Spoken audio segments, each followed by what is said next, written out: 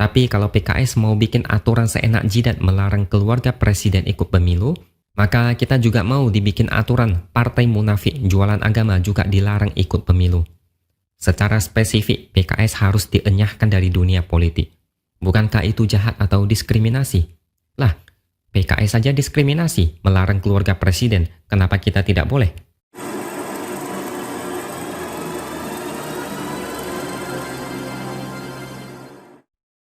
Halo, bertemu lagi dengan saya X Hardy di Opini Seward.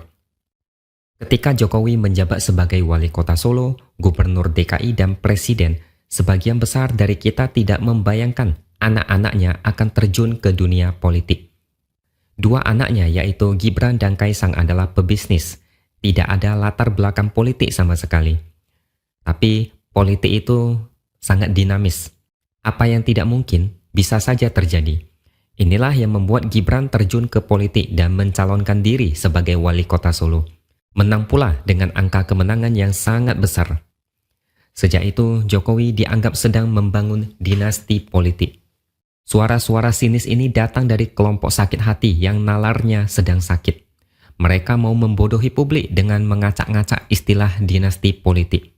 Padahal dinasti politik itu lebih cocok jika misalnya Jokowi menunjuk Gibran sebagai menteri atau jabatan lain tanpa proses pemilu. Gibran menang Pilkada Solo lewat pemilu. Dia menang karena dipilih oleh rakyat, bukan karena ditunjuk bapaknya langsung. Tapi kelompok sebelah tetap menganggap itu sebagai ciri dinasti politik. Bagi mereka, apapun itu bisa benar meski logikanya amburadul.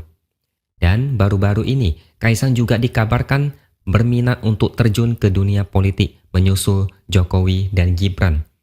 Ini juga mengejutkan karena Gibran punya banyak lini bisnis yang menyita waktunya. Kabar ini disampaikan langsung oleh Gibran sendiri. Bahkan semuanya kaget, termasuk Gibran dan Jokowi sendiri. Tapi saya menyambut baik rencana itu. Lagi pula, tidak masalah jika dia mau terjun ke politik. Tidak ada undang-undang yang melarang. Tapi masih belum jelas kapan Kaisang akan mulai terjun ke politik atau terjun dalam bentuk apa dan arahnya kemana. Ini memang baru wacana, tapi sudah ada yang kepanasan. Siapa lagi kalau bukan partai PKS. Ketua DPP PKS Mardhani Alisera mendengar kabar ini dan membuat komentar nyampah. Dia meminta supaya dibuat aturan di mana keluarga inti seorang presiden dilarang maju dalam pemilihan umum. Alasannya juga aneh, karena seorang anak presiden akan punya keistimewaan khusus dibandingkan calon lain. Dia maunya ada aturan khusus untuk memastikan pemilu yang adil bagi semua orang. Ya, ini contoh komentar orang yang sakit. Patokannya adalah, apakah ada undang-undang yang secara tegas menyatakan bahwa anak-anak dan famili 100 dari seorang presiden tidak boleh ikut pemilu? Tidak ada kan? Lantas PKS dengan gaya selangit, seenak jidat seolah negara punya keluarganya sendiri. PKS mau melarang anak presiden terjun ke politik. Ini namanya diskriminasi. Apakah PKS paham dengan konsep diskriminasi? Mungkin tidak tahu, karena PKS ini hanya jualan agama. Apalagi kalau bahas poligami, mungkin juara dunia.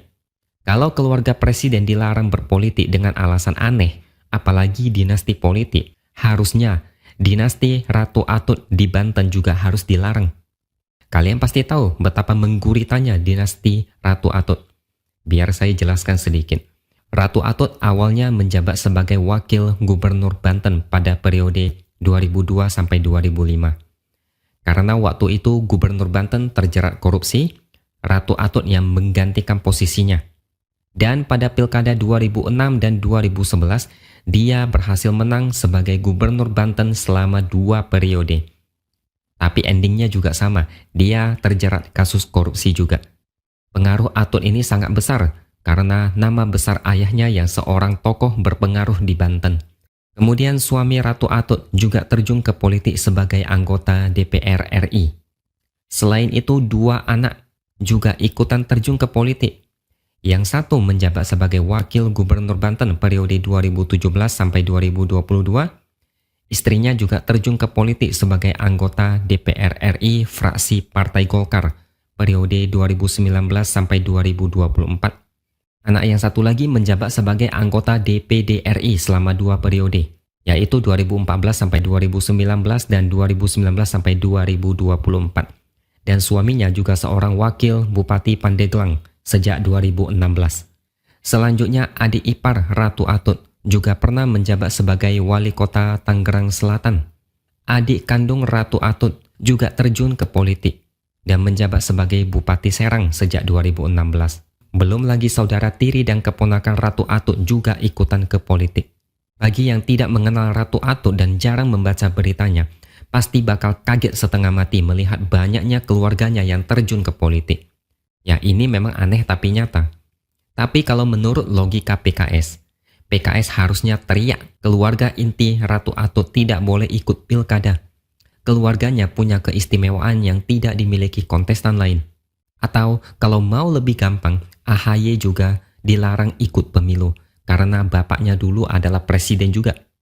Tapi seperti yang kita tahu, PKS bermuka dua dan sering munafik.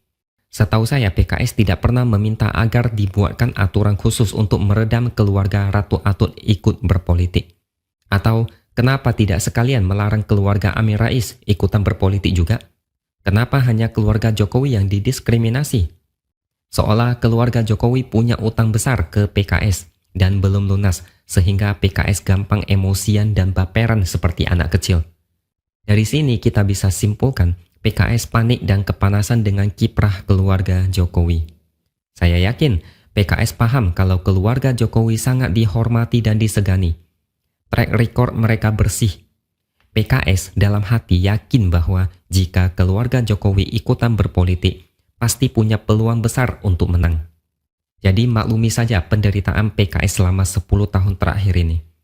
Coba bayangkan, Jokowi jadi presiden, lalu Gibran jadi presiden, lalu Kaisang juga jadi presiden, lalu cucunya Jan Etes nanti juga jadi presiden, sampai anak cucu cicit. PKS makan apa coba? Apalagi kadrun, bisa mati mengenaskan. Wajar kalau PKS gerah dan juga ngiler, ingin dapat giliran berkuasa.